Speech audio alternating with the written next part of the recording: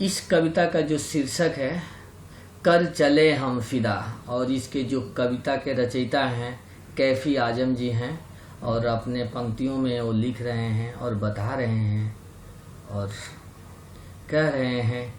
कर चले हम फिदा जानो तन साथियों, अब तुम्हारे हवाले वतन साथियों।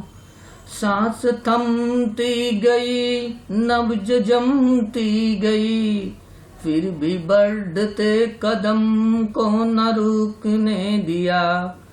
कट गए सर हमारे तो कुछ गम नहीं, सर हिमालय का हमने न झुकने दिया। मरते मरते रहा बाकपन साथियों, अब तुम्हारे हवाले वतन साथियों। इसमें जो कुछ शब्द हैं, फिदा मतलब होता है न्योछावर करना, हवाले मतलब सौंपना, बाकपन मतलब होता है वीरता का भाव। और इसमें प्रसंग पहले लिखेंगे, उसके बाद इस प्रसंग में लिखेंगे कि प्रस्तुत पंक्तियां हमारी हिंदी पाठ्य पुस्तक स्पर्श भाग 2 से ली गई हैं। इसके कवि कैफी आजम हैं। इन पंक्तियों में कवि एक वीर सैनिक का अपने देशवासियों को दिए आखिरी संदेश का वर्णन कर रहा है। व्याख्या में कवि कहते हैं कि सैनिक अपने आखिरी संदेश में कह रहे हैं कि वे अपने प्राणों को देश हित के लिए न्योछावर कर रहे हैं। अब यह देश हम जाते जाते आप देशवासियों को सौंप रहे हैं। सैनिक उस दृश्य का वर्णन कर रहे हैं जब दुश्मनों ने देश पर हमला किया था। सैनिक कहते हैं कि जब हमारी सांसें हमारा साथ नहीं दे रही हैं और हमारी नाड़ियों में खून जमता जा रहा है, यानी हमारी नसों में खून जमता जा रहा है, फिर भी हमने अपने बढ़ते कदमों को जारी रखा, अर्थात दुश्मनों को पीछे ढकेलते गए। सैनिक गर्व से कहते हैं कि हमें अपने सर भी कटवाने पड़े तो हम खुशी खुशी कटवा देंगे, पर हमारे गौरव के प्रतीक हिमालय को नहीं झुकने देंगे, अर्थात हिमालय पर दुश्मनों के कदम नहीं पड़ने देंगे। हम मरते दम तक वीरता के साथ दुश्मनों का मुकाबला करते रहे। अब इस देश की रक्षा का भार आप देशवासियों को सौंप रहे हैं। और अगले पंक्ति में कवि जी कहते हैं, जिंदा रहने के मौसम बहुत हैं, मगर जान देने की रुत रोज आती नहीं। हुस्न और इश्क दोनों को रुस्वा करें, वो जवानी जो खून में नहाती नहीं। आज धरती बनी है दुल्हन साथियों, अब तुम्हारे हवाले वतन साथियों। इसमें रुत का मतलब है मौसम, हुस्न का मतलब है सुंदरता से, रुस्वा मतलब होना बदनाम कर देना, और खून का मतलब होता है खून।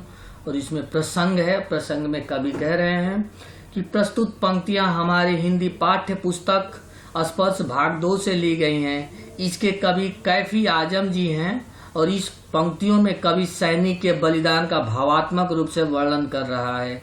और व्याख्या में कहते हैं कवि जी कि सैनिक कहते हैं कि हमारे पूरे जीवन में हमें जिंदा रहने के कई अवसर मिलते हैं, लेकिन देश के लिए प्राण न्यौछावर करने की खुशी कभी कभी किसी किसी को ही मिल पाती है।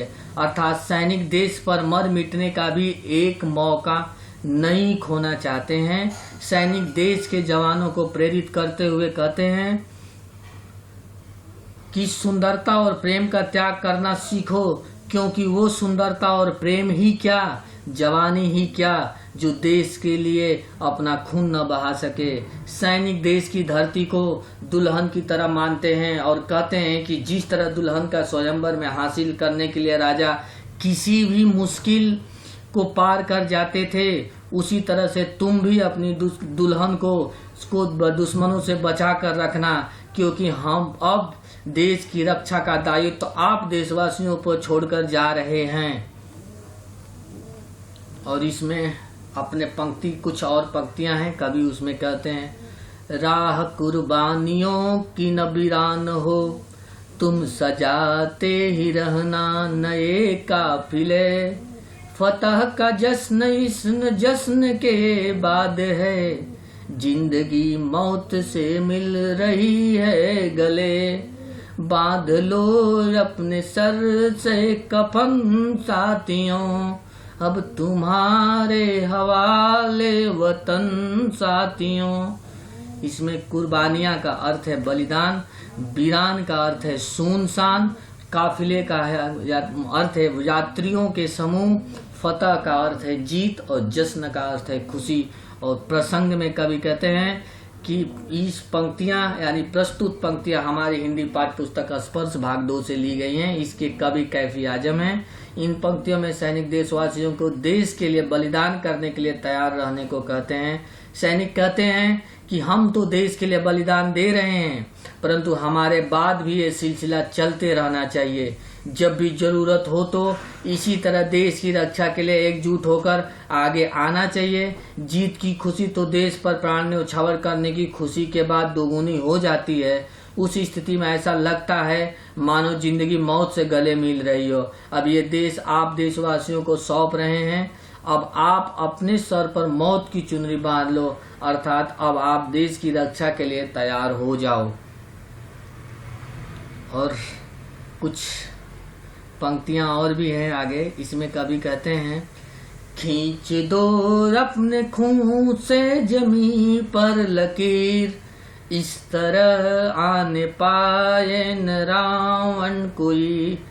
तोड़ दो हाथ अगर हाथ उठने लगे, छू न पाए सीता का दामन कोई। राम भी तुम्हें लक्ष्मण साथियों, अब तुम्हारे हवाले वतन साथियों। जमी का मतलब है जमीन, लकीर का मतलब है रेखा।